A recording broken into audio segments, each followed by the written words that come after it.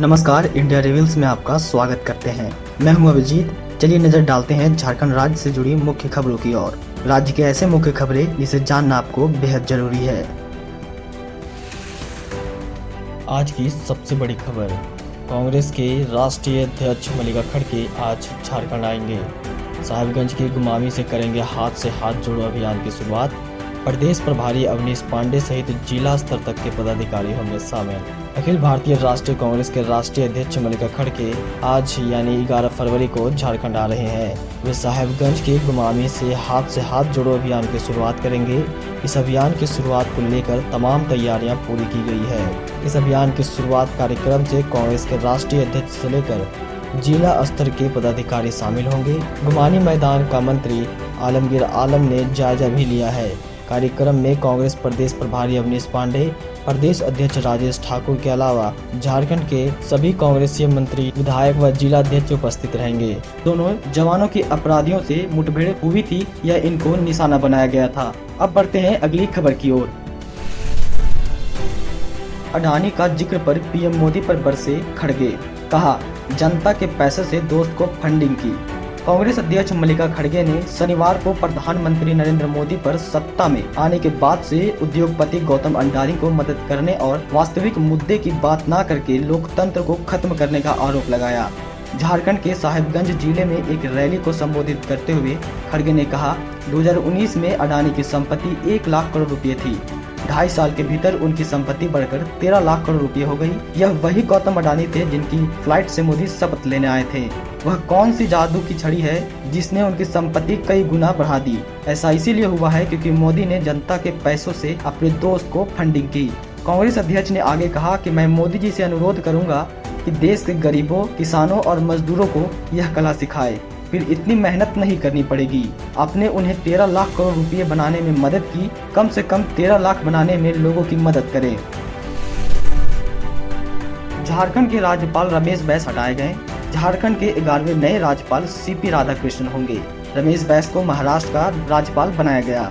राष्ट्रपति द्रौपदी मुर्मू ने झारखंड सहित 13 राज्यों के राज्यपाल को बदल दिया है। सीपी राधाकृष्णन को झारखंड का नया राज्यपाल बनाया गया। वहीं झारखंड के पूर्व राज्यपाल रमेश बैस को महाराष्ट्र की जिम्मेदारी सौंपी गई है। 6 जुलाई 2021 को रमेश बैस ने झारखंड के राज्यपाल का पदभार ग्रहण किया था। अब उन्हें महाराष्ट्र का राज्यपाल नियुक्त किया गया है। झारखंड के पूर्व राज्यपाल रमेश बैस छत्तीसगढ़ की रायपुर लोकसभा सीट से सांसद थे।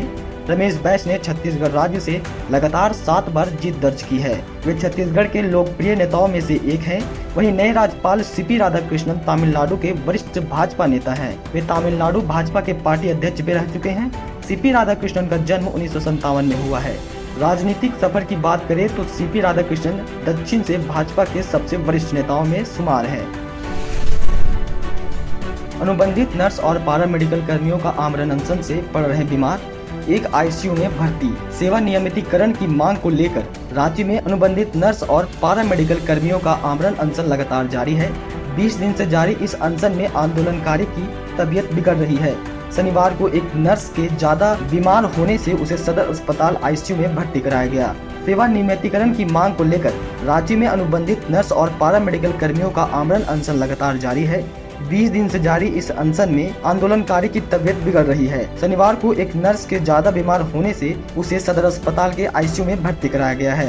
राजभवन के समक्ष आमरण अनशन कर रही नर्स ममता कुमारी शनिवार को अचानक बेहोश हो गई। उनका बीपी फॉल करने के बाद बेहोशी की हालत में उन्हें आनंद फानन में 108 एम्बुलेंस से सदर अस्पताल पहुँचाया और इमरजेंसी में भर्ती कराया गया, जहां उनका इलाज चल रहा है। अनुबंधित नर्सेज एसोसिएशन के प्रदेश महासचिव वीना कुमारी ने कहा कि अनशनकारी ममता कुमारी की हालत बहुत ज्यादा खराब होने की वजह से उन्हें सदर अस्पताल के आईसीयू में भर्ती कराया गया है। उन्होंने बताया कि एक एक करके अनशनकारी बीमार होने की वजह से सदर अस्पताल रेफर होते जा रहे हैं, लेकिन अब भी अनुबंधित नर्स और पारा मेडिकल कर्मियों का आमरण अनशन जारी है। पाकिस्तान में फंसे झारखंड के 36 मजदूर, वीडियो पोस्ट कर वतन वापसी की लगाई गुहार। झारखंड के प्रवासी मजदूरों का विदेशों में फंसने का मामला एक बार फिर से सामने आया है। इस बार झारखंड के 36 प्रवासी मजदूर ताजिकिस्तान में फंसे हुए हैं। मजदूरों को काम के बदले कंपनी के द्वारा 4 महीने से मजदूरी नहीं दी जा रही है। इससे मजदूरों के समक्ष खाने पीने का संकट उत्पन्न हो गया। मजदूरों ने सोशल मीडिया में वीडियो शेयर कर अपनी पीड़ा को साझा करते हुए सरकार से वतन वापसी की गुहार और बकाया मजदूरी के भुगतान के लिए गुहार लगाई है। लातेहार में खतियान जोहार यात्रा। 14 फरवरी को मुख्यमंत्री हेमंत सोरेन होंगे शामिल। लातेहार में मुख्यमंत्री हेमंत सोरेन खतियान जोहार यात्रा कार्यक्रम में शामिल होने के लिए 13 फरवरी को शाम को आएंगे। 14 फरवरी को जिला स्टेडियम में इस कार्यक्रम का आयोजन किया गया है। इसको लेकर प्रशासन और पार्टी स्तर पर जोर शोर से तैयारियां की जा रही है। लातेहार में मुख्यमंत्री हेमंत सोरेन खतियान जोहार यात्रा कार्यक्रम में शामिल होने के लिए 13 फरवरी को शाम आएंगे। 14 फरवरी को जिला स्टेडियम में इस कार्यक्रम का आयोजन किया गया है। इसको लेकर प्रशासन और पार्टी स्तर पर जोर शोर से तैयारियां की जा रही है। मुख्यमंत्री हेमंत सोरेन खतियान यात्रा कार्यक्रम के तहत जिला मुख्यालय में डिग्री कॉलेज और मॉडल कॉलेज का उद्घाटन करेंगे। इसके साथ जिला में शिक्षा के क्षेत्र विकास को नया आयाम मिलेगा, क्योंकि जिला मुख्यालय में आज तक एक भी सरकारी डिग्री कॉलेज की स्थापना नहीं हो पाई है। ये ऐसा पहला मौका होगा जब मुख्यालय में किसी डिग्री कॉलेज की शुरुआत की जाएगी। अडानी मामले में आम आदमी पार्टी के नेताओं ने खोला मोर्चा। रांची बीजेपी कार्यालय के समक्ष किया प्रदर्शन। अडानी मामले को लेकर देश में विपक्षी पार्टियां लगातार विरोध प्रदर्शन कर रही है। इसको लेकर राजधानी रांची में भी रविवार को झारखंड इकाई की आम आदमी पार्टी की तरफ से भारतीय जनता पार्टी के प्रदेश कार्यालय के सामने प्रदर्शन किया। लगभग 12:30 बजे आम आदमी पार्टी के सैकड़ों कार्यकर्ता भारतीय जनता पार्टी के प्रदेश कार्यालय के समक्ष पहुंचे और भारतीय उद्यमी गौतम अडानी और देश के प्रधानमंत्री नरेंद्र मोदी के खिलाफ जमकर नारेबाजी की। पार्टी कार्यालय के बाहर घंटों तक आम आदमी पार्टी के कार्यकर्ता प्रदर्शन करते रहे, तो वहीं अडानी और केंद्र सरकार के खिलाफ मुर्दाबाद के नारे लगाते रहे। प्रदर्शन करने पहुंचे कार्यकर्ताओं ने कहा कि जिस तरह से मोदी सरकार देश के बेईमानों और धोखेबाज के सामने चुप्पी साधी हुई है, यह निश्चित दर्शाता है कि भारतीय जनता पार्टी देश के लुटेरों को संरक्षण दे रही है। रामगढ़ उपचुनाव की तैयारी में प्रशासन। जिला के सभी बॉर्डर सील, हो रही है सघन जांच। रामगढ़ उपचुनाव को लेकर प्रशासन तैयारियों में जुटा हुआ है। शासन की तरफ से सुरक्षा के इंतजाम के साथ साथ स्वतंत्र और निष्पक्ष चुनाव कराए जाने की तैयारी की जा रही है। सभी तैयारियों को लेकर रामगढ़ डीसी माधवी मिश्रा और एसपी पीयूष पांडे ने एक प्रेस कॉन्फ्रेंस किया और कई जानकारियां दी। रामगढ़ जिला निर्वाचन पदाधिकारी सह उपायुक्त माधवी मिश्रा ने बताया कि नामांकन की प्रक्रिया समाप्त हो चुकी है। इसमें कुल 20 प्रत्याशियों ने उपचुनाव के लिए नामांकन कराया। स्क्रूटनी के दौरान नाम निर्देशक पत्र में त्रुटि के कारण 2 प्रत्याशी संजय कुमार और नीतीश कुमार सिन्हा की उम्मीदवारी को रद्द कर दी गई। इसके बाद उपचुनाव लड़ने वाले प्रत्याशियों की संख्या 18 है, जिनमें 2 प्रत्याशी मान्यता प्राप्त राष्ट्रीय और राज्य राजनीतिक दलों के प्रत्याशी हैं और 2 प्रत्याशी रजिस्ट्रीकृत राजनीतिक दलों के हैं। वहीं 14 अन्य प्रत्याशी निर्दलीय हैं। सभी प्रत्याशियों को चुनाव चिन्ह भी आवंटित किया जा चुका है।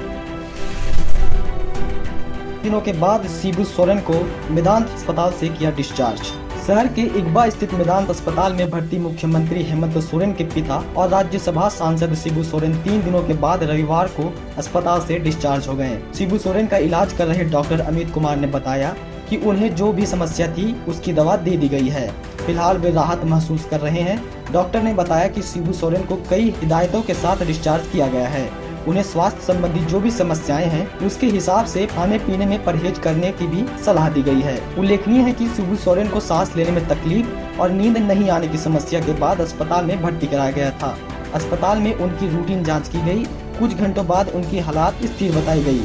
चलिए बढ़ते हैं अगली खबर की ओर। नीति पर फोन कर सीएम मांग रहे सलाह। सरकार सुप्रीम कोर्ट नहीं जाना चाहती। 1932 खतियान के लागू होने का इंतजार करे या 2016 की नियोजन नीति पर नियुक्ति करे।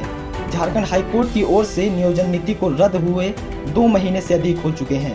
सरकार ने राज्य के बेरोजगारों से 2 महीने के भीतर नई नियोजन नीति लाने की बात कही थी, पर वो भी नहीं बनी। अब सीएम उम्मीदवारों को फोन कर सलाह ले रहे हैं कि नियुक्ति प्रक्रिया पर क्या किया जाए।